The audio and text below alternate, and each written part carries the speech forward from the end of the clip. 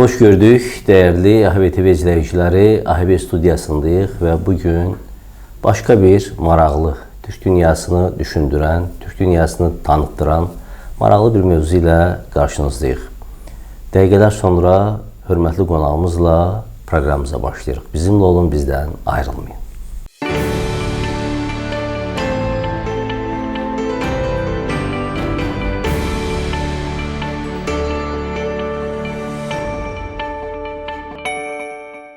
Değerli izleyiciler, proqramımızın qonağı şair, ədəbiyyatşünas Əvəz Qurbanlıdır. Əvəz bəy, xoş gördük. Xoş gördük, xoş gününüz olsun. Mən də sizi salamlayıram, həm də tamaşaçılarınızla istəyirəm. Təşəkkürlər. Əvəz bəy, bu günlər Türk dünyasının böyük şairi Əlişir Nəvainin 585 illiyi qeyd olundu ötən ay. Bəli. Biz də Türk dünyasına yönəlik verilişlər hazırladığımız üçün bu mövzudan yan keçə bilməzdik.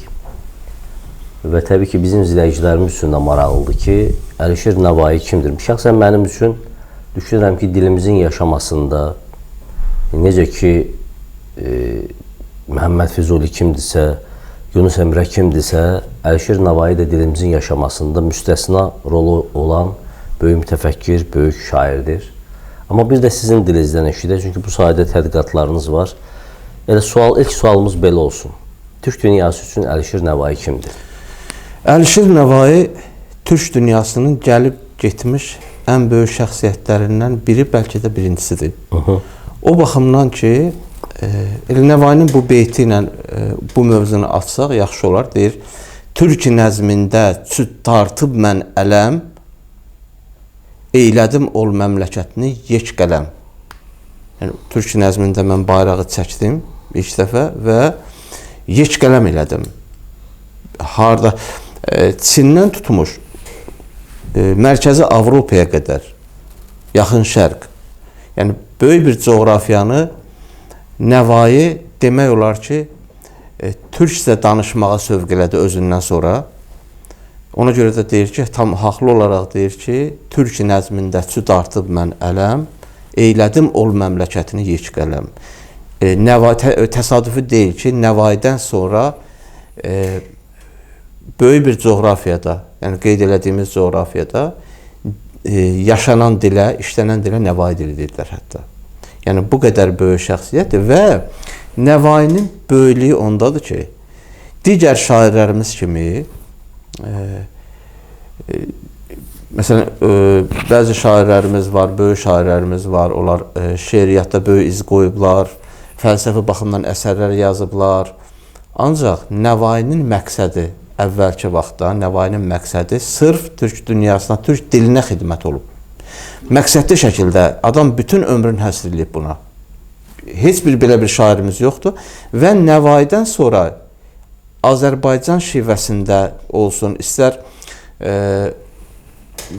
Rum, o vaxtki dilindən desək, Rumi ləhcəsində olsun, istər Türkmen ləhcəsində olsun, yazan bütün şairlərə Nəvainin birbaşa təsir olub. Yəqin ki, indi Füzuli barədə siz danışdınız, yəqin ki, o barədə... Əlbəttə, mənim, bax, deyirsiniz ki, bütün həyatını türk dilinə həsr edib. Amma ondan öncə də türkçə yazanlar var idi.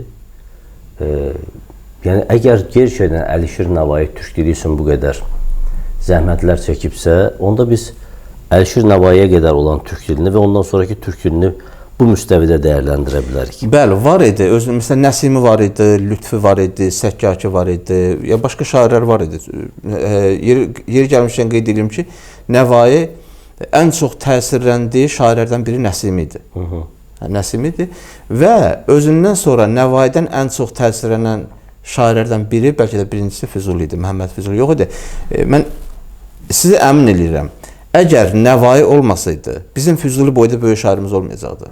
Tam əminliklə deyirəm. Yəni, hesab edin ki, bir ustad-şagird mövqeyində və ondan tam iqtibas, tam təsirlənmə.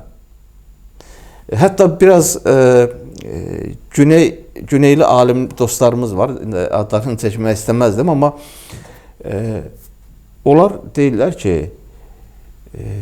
Nəvainin 3000 qəzəlindən Füzuli 300 dənə özü üçün qəzəl düzəldib, demir yazıb, demir divan yazıb. Yəni bu qədər idi. Həqiqətən də Nəvai doğrudan da çox böyük şəxsiyyətdir və bayaq qeyd elədiyim kimi Nəvai çağ dəyişdirdi özündən əvvəl və sizin verdiyiniz o suala əlavə olaraq demək istəyirəm ki, cavab olaraq daha doğrusu Nəvai çağ dəyişdirdi. Özündən əvvəlki türkcə ilə özündən sonraki türkcənin fərqi bu idi ki, özündən əvvəl həmin qeyd elədiyimiz coğrafiyada türk dili çox az yayğın idi. Saray dili kimi, ədəbiyyat dili kimi, poeziya dili kimi çox həddindən artıq az işlənirdi. Bundan əvvəl fars dilinin də geniş yayılmasından əsas səbəbkarları türk sultanları, xaqanları idi. Məsələn, Sultan Mahmud Qəznəvi kimi fars dilini təşviq edirdilər poeziyada. Bu bir dəb halını almışdı və böyük Azərbaycan şairləri də Qətran Təbrizi kimi, Əfzələddin Xaqani kimi, Nizami Gəncəvi kimi böyük türk şairləri fars dilinin zənginləşməsinə, bir şeir dili olmasına çox böyük töhfələr vermişdilər. Bu mövzunu qoyub o mövzuya keçmək istəməz, bir haşiyə çıxmaq istəyirdim burada. Nizami, Xaqani və Qətran Təbrizi olmasaydı, fars poeziyası, fars dilli poeziya bugünkü səviyyədə olmayacaqdı. Ondan əvvəl düzdür. Bunlardan əvvəl Firdovsi var idi, Şahnaməsi var idi. Amma Firdovsinin dilində bədii sənətkarlıq, Firdovsi şeirinin dilində, Məsnəvisinin dilində bədii sənətkarlıq bu səviyyədə yox idi. Bədii sənətkarlıq həmin bu üç böyük türk şairi ilə, Nizami Gəncəvi, Qətran Təbrizi və Əfzələddin Xaqani ilə daxil olub türk poeziyasına. İndi burada Nəvai məsələsi. Nəvai özündən əvvəl, yəni bu qədər böyük bir təzyiq var idi. Dediyim kimi, türk şairləri də farsça yazırdı və fars dilinin təşəkkül tapmasına, inkişafına böyük xidmətlər göstərdilər. Nəvai cığır açmalı idi. Cığır açmalı idi. Bayaq o istisnalar var idi təbii ki. Nəvai neynədi? Nəvai bütün işin gücün qoydu kənara. Türk poeziyası geridə qalırdı fars poeziyasından. Ona görə geridə qalır ki, yenə də bir daha qeyd edirəm. Türk şairləri, fars dilli şairlər kimi fars poeziyasına böyük xidmətlər göstərmişdi və buna görə də türkcə əsərlər... Bunun ən bariz nümunəsi Böyük Nizamidir. Bəli, Böyük Nizamidir. Bəxtiyar Vahabzadə deyir, bizim böyük şairlərimiz xəmsələr bağladı özgə dilində. Yəni, bəlkə onun niskilini bugün də, onun xiffətini bugün də çəkirik. Amma mən istəyərdim bu məsələyə bir aydınlıq gətirək, sonra qaldığımız yerdən davam edelim. Nəvai 15-ci əsrdə, səhv eləmirəmsə 1440-41-ci ildə Heratda doğuldu. Doğru mu? Herat bugün Əfqanistan ərazisindədir. Amma çox təəssüflər olsun ki, orada türklərin də çox ciddi assimiliyasiyası olduğuna görə Əfqanistan əhalisinin yarısı eynən İran reallığında olduğu kimi. Türklər olsa da orada türklər belə diskriminasiyaya uğrayıb.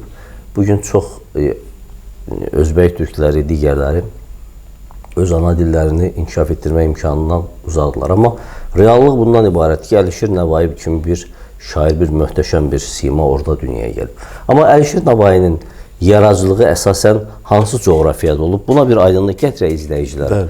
Sonra Nizamidən sonra Füzuli ilə aşağı yuxarı bir eyni dönəmdilər, amma Füzulidən bir 40 il qabaqdır da. Biraz əvvəl, Füzuli, bəli, Füzuli 1480-də doğulub Füzuli. 1556-da vəfat edib, 1441-də Nəvaidə. Az fərqi var, fərq olmağına bir 30-40 il. Amma müasirlər sayıla bilərlər. Müasirdirlər. Yadından çıxmamış Rüfət bəy, orada onu mən qeyd eləyəcəkdim. Yəni, özündən əvvəlki o poeziyada, türk poeziyasındakı boşluğu Nəvai necə doldurdu? Təsəvvür edin ki, fars dilli poeziyada, fars dilli ədəbiyyatda yaranmış nə ki böyük əsərlər var idi, tək başına hər bir böyük əsərə qarşı bir dənə əsər yazdı. Hər bir sahədə. Baxın, Nizamidən, digər şairlərimizdən fərqi budur ki, Nəvainin. Məsələn, Nizami təkcə deyək ki, Məsnəvidə hikmət dastanı yazırdı, yəni əsasən Məsnəvidə üstün idi.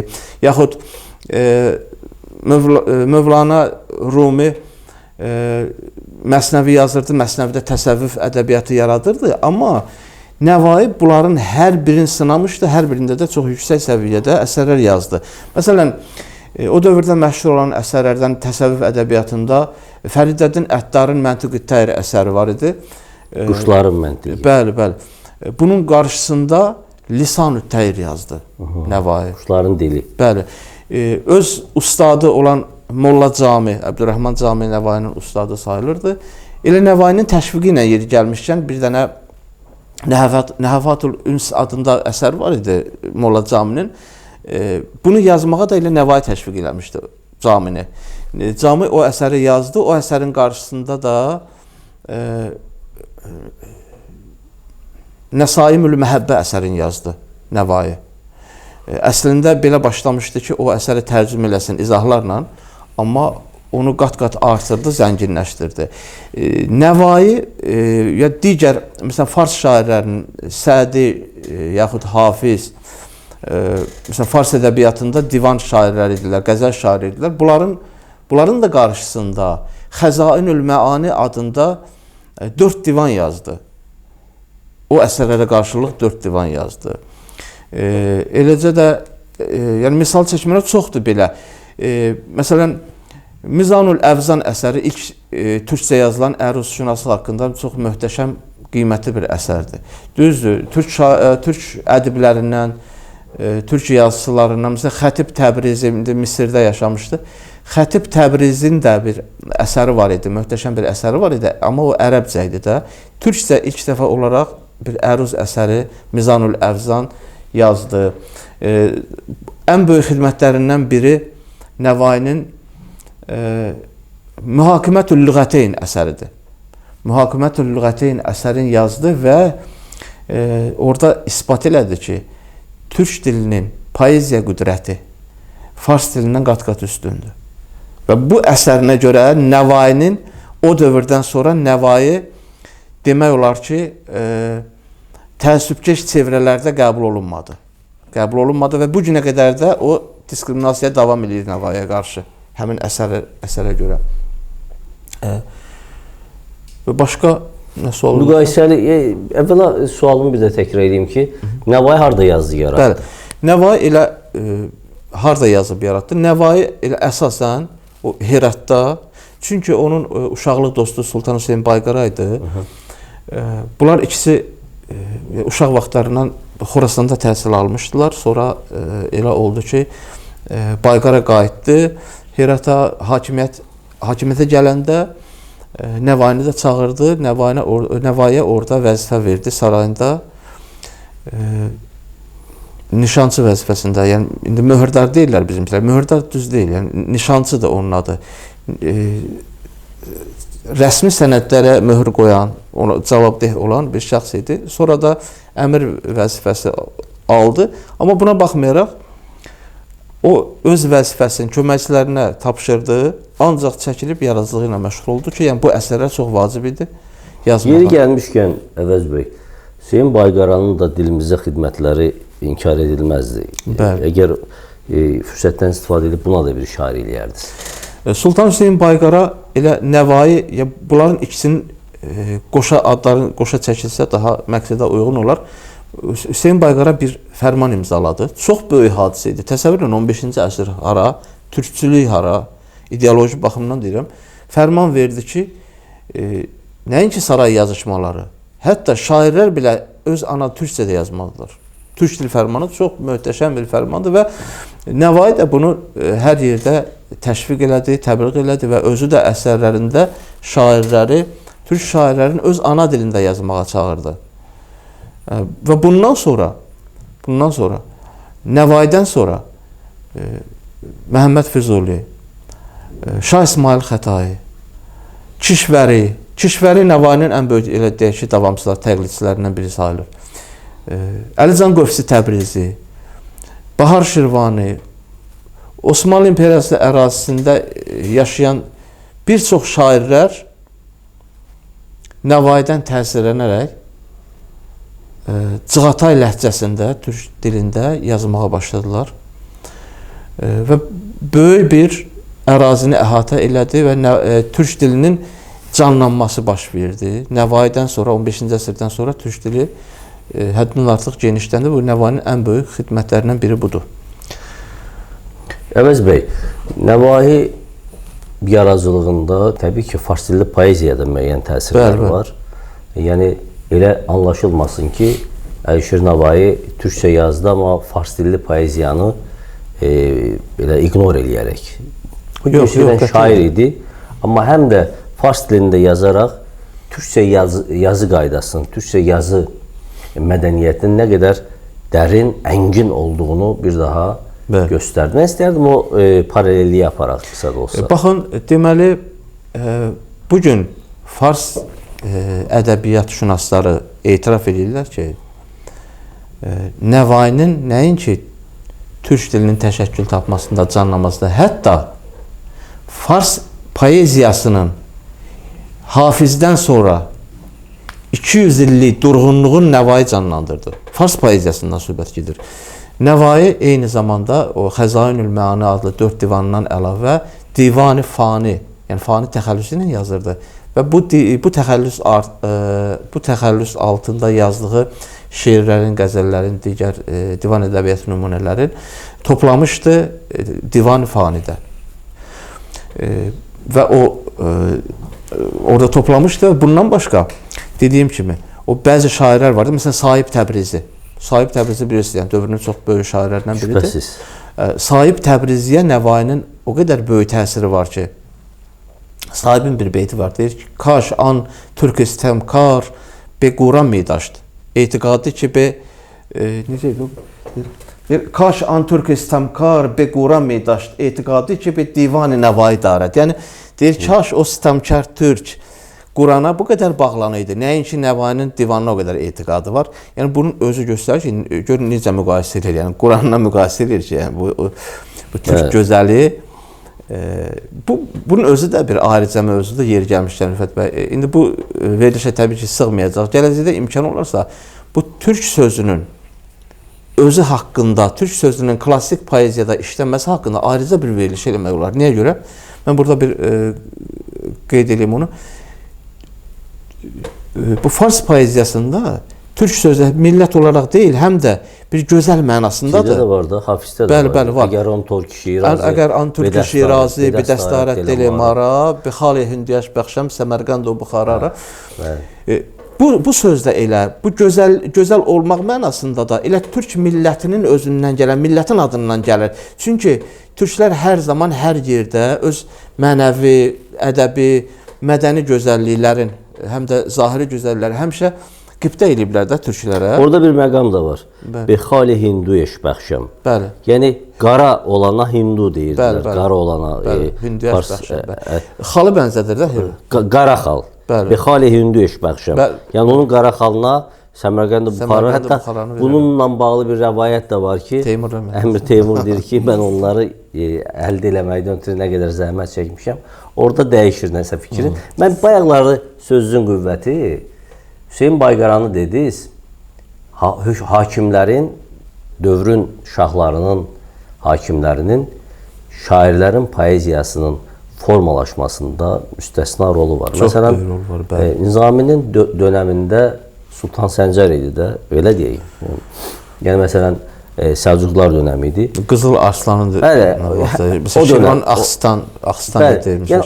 Axistan, məsələn, onların özlərinin belə türk dilinə meyli olsaydı, Nizami təbii ki, ana dilində də yazardı.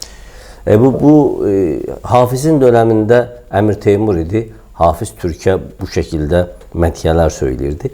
Yəni, bu da bir təbii anlamdır. Hüseyin Bayqarı isə göründüyü kimi həm dilinin keşiyində dayandı, həm də dilinin inkişafı üçün onun dönəmində Əlişir Nəvai kimi dahi ortaya çıxdı. Yəqin ki, bununla razılaşarsınız. Bəli, orası elədir. Elə sizin sözdə qüvvət. Nizami qeyd edir ki, bir yerdə deyir ki, mənim qəzəllərim, türkcə şirin qəzəllərim Qızıl Arslanın sarayında dillər əzbəridir. Məşhur xanədələrin dilində dillər əzbəridir. Yazıb deməli, yazmaya bilməz, mümkün deyil yazmasın. Çünki Nizami bütün əsərlərində yeri gəldi, gəlmədi, əslində gəlmədi biraz bu yəni fürsət düşdükcə türklük barədə, hətta özünün türk olduğuna dair açıq-aşkar beytlər də var. Türkiyəm ra dərin həbəş nəxərənd, la cərəm doğ, bayı xoş, nəxərənd, dovğa da həmin dovğa. Deyir ki, türk cəmi bu həbəşlikdə almadılar. Doğanı da yemək bilib saya salmadılar. Doğğa əvvəldən gəncə yeməkdir də. Doğğa o vaxtdan göy gəncə. Dəfələrlə, bax, Axistan özünə göndərdiyi əsəri Axistan qaytarır üstünə ki, get, bunu, burada türk sözləri çoxdur, bunu çıxardı. Yəni, Axistan özün kəyanilərə bağlayırdı, kəyanilər nəslindən olduğu, fars kəyanilərə bağlayırdı. Əlbəttə, Nizaminin dövründə bəlkə də fürsət olmayıb, amma inanmıram ki, Nizami də yazmasın. Yazıb, təbii ki, yazıb, amma gəlib çatmayıb da. Görünür, gəlib çatmayıb. Bayalar siz Sahib Təbrizinin adını çəkdiniz. Həmin dönəmin müxtəlif şairləri var idi ki, daha çox Hind üslubunda, Hind səpkisində yazırdılar. O dönəmdə başqa bir Teymuri səpkisi də var idi. Bəlkir Nəvainin hansı səpkiyə aid eləmək olar? Rüfət bəy, demək, bu Teymuri səpki əslində indiyə qədər bu 3 səpki var da klassik ədəbiyyatda. Əraqi səpki, Xorasani səpki, bir də Hind səpki. Məsələn, Dəhləvini, Sahib Təbrizdə hətta deyirlər ki, Hind səpki nümayəndəsidir. Amma bu açıq-aşkar bir yanlışdır, yaxud təhrifdir. Bu səpk, indi bu səpkin xüsusiyyətində mən açıqlayacağım, nə deməkdir bu? Bu Teymuri səpki idi, Nəvainin yazdığı və Sahib Təbrizidə Nəvainin təsiri ilə Teymuri səpkində yazmışdı. İndi adını qoyublar Hind səpki və beləcə də fars ədəbiyyatına, fars poeziyasına Sahib Təbrizi vasitəsilə daxil oldu. Onların bir aydınlaşdıraq izləyici üçün fərqi nə idi səpkilər? Səpki nədir? Baxın, bu Teymuri, yəni Hind dedikləri səpkin xüsusiyyəti nə idi? Birinci misrada, qəzəlin məsələn, birinci misrasında dediyi fikri, ikinci misrasında necə aydınlaşdırırdı? Konkret olanı, yox, belə deyim də, mücərrəd olanı konkret anlayışlarla. Məsələn, bir görün beytlərindən yadıma salım, deyir, könüllər naləsi zülfün kəməndin nagahan görcək, idir oncaqçı quşlar qışqırışarlar ilan görcək. Bu könlün naləsi görünməyən bir şeydir da. Mücərrəddir. Bəli, mücərrəddir. İlanın görüb qışqırması isə... Zülfün kəməndi də mücərrəd anlayışdır. Söhbət bu zülfdən getmir ona görə. Amma quşların qışqırı, quşlara bənzədir. Məsələn, o könül quşu, bax, eyhamlar da görün necə bağlıdır, tənasüb sənədir. Burada həm bənzətmələr, könüllər naləsi, mürği dil, könül, zülfün kəməndin, ilan, quşların qışqırışması, könülün naləsi, yaxud başqa bir beytim, burada mən deyir ki, çəksələr təndən oxun, həm ox çıxar, həm can çıxar. Deyir, evdən el çıxmaq kimi təzim üçün mehman ilə. Qonaq çıxanda adam yola salır ev sahibi bunu. Bu deyir ki, yarın o oxu ki var, batıb mənim qəlbimə, canıma, oxu çıxardanda can da ondan bərabər çıxır. Bunu elə bənzədir ki, bu evi yəsidir axı can. Bəli. Onun yarın oxu da, qəmzə oxu da qonaqdır və can o oxu yola salır, qonağı yola salmaq üçün onunla birgə çıxır. Güya bunun canının çıxması o məqsədləndir də.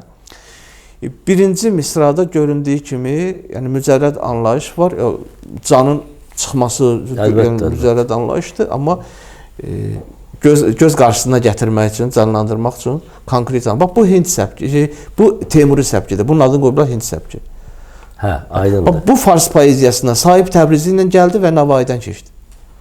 Yox idi ona qədər fars poeziyası. Onda Hind səpkisi deyilən nədir? Hind səpki deyilən anlayış, bax, bu yanlış olaraq qoyulub bu ad buna, bu Teymuri səpkidir. Niyə məhz Teymurun adı inandı? Niyə Teymurun adı? Teymurilərin, yəni, çünki Nəvai özü də Teymurlar nəslindən idi. Teymurlar həm bir dövlət xadimi idi, o dövlətdə yaşayırdı və bundan əvvəlki bəzi Teymuri şairləri də vardı ki, onlar da az da olsa həmin formada yazmışdılar və Nəvai bunu təkmilləşdirdi, genişləndirdi.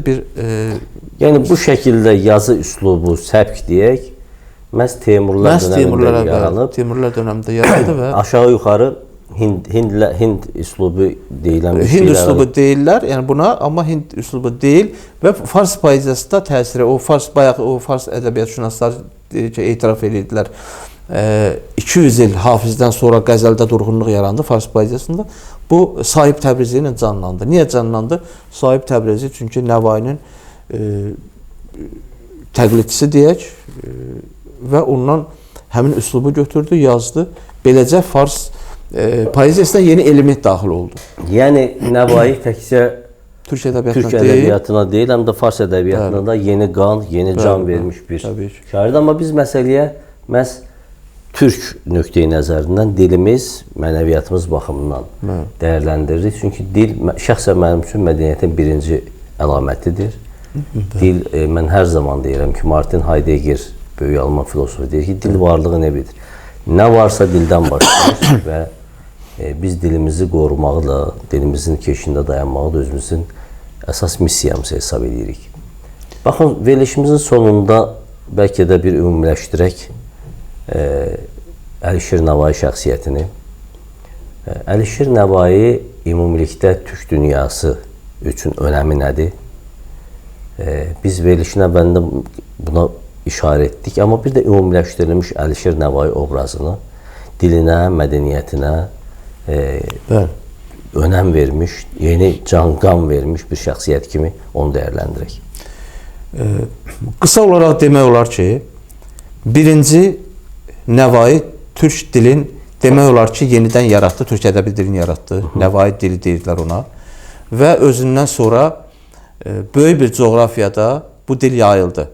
Bu Nəvainin türkçiliyə, türk ədəbiyyatda, türk dilinə çox böyük xidmətlərindən biri oldu. İkincisi, Nəvai türk poeziyasında böyük işlər gördü. Bayaq qeyd elədiyimiz kimi, Fars ədəbiyyatında yaranmış böyük əsərlərə qarşılıq olaraq özü də möhtəşəm əsərlər yazdı və o boşluğu tək doldurdu. Eyni zamanda dövlət xadimi oldu. İndi o da hardasa türk dünyasına xidmət sayıla bilər.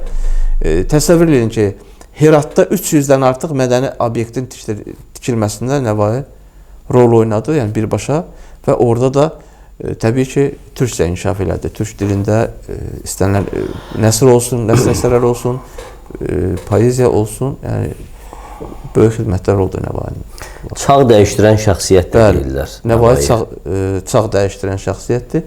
Ona görə ki, bayaq qeyd etdiyimiz məsələlərə görə Nəvaiyə qədər, Nəvai özünə qədər böyük bir boşluq var idi dediyim kimi. Türkcə yazan çox az şair var idi. Türk dilinə ümumiyyətlə önəm verən yox idi. Nəvai bu çağı dəyişdirdi. O artıq o çağ qaldı geridə. Eyni zamanda həm də ona görə çağ dəyişdirən şairdir ki, həm də Fars poeziyasında da çağ dəyişdirdi. Hafizdən sonra artıq yeni bir dönəm başladı. Eləcə də deyək ki, Səfəvi sarayında, Səfəvilərdən sonra Əfşarlar, Əfşarlardan sonra Qacarlar, eləcə də Osmanlı sarayında, yəni türkcənin hətta Osmanlı şahları deyək, Nəvaiyə hədiyyələr göndərirdilər. Osmanlı sarayında Nəvaini təqlid edən şairlər yetişirdi. Bu çox böyük xidmətdir məncə. Çox təşəkkürlər Əvəz bəy. Düşünürəm ki, bugün Nəvai işığına toplandıq. Daha doğrusu söhbətləşdik, yığışdıq, danışdıq. Və bu bizim borcumuzdur. Həm də dilimizə xidmət etmiş, dilimizə can vermiş bir şəxsiyyətə bir vəfa borcumuzdur. Dəyərli izləyicilərimiz, bugünkü verilişimizdə şair və ədəbiyyatşünas Əvəz Qurbanlı ilə Əlişir Nəvai haqqında danışdıq.